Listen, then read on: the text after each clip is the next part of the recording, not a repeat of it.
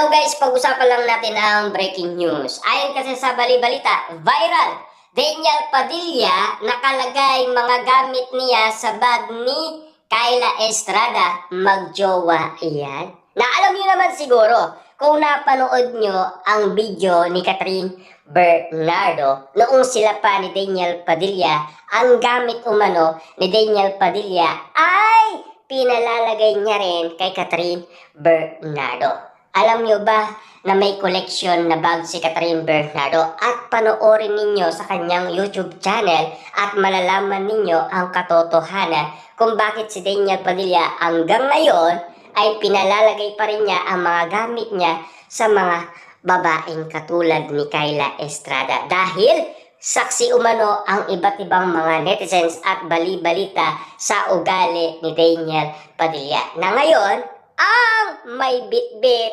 walang iba kundi si Kyla Estrada sa mga gamit umano ni Daniel Padilla. Kasi si Daniel Padilla hindi niya ugaling magbit-bit ng mga gamit.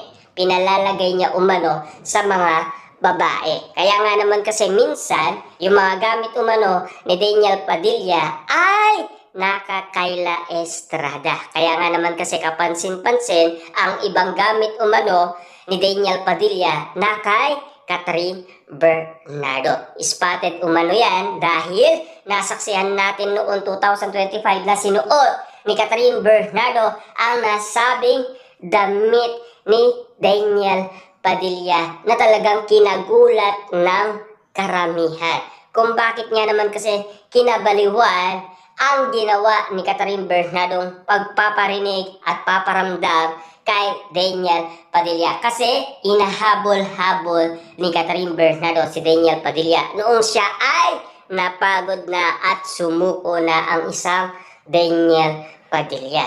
Kasi ang akala kasi ni Daniel Padilla wala nang mangyayari. Pero at least gumawa ang ABS-CBN ng pasabog para muli silang magsama. Kaya nga naman kasi kung makikita ninyo at mapapansin ninyo ang isang Daniel Padilla ngayon, napakasaya niyang tignan. Kasi natupad na ang inihiling niyang makasamang muli ang isang Catherine Bernardo na matagal-tagal niyang sinuyo at pinilit. At ngayon, pinag-uusapan na sina Daniel Padilla at Catherine Bernardo magbabalik na ang kanilang tambalan.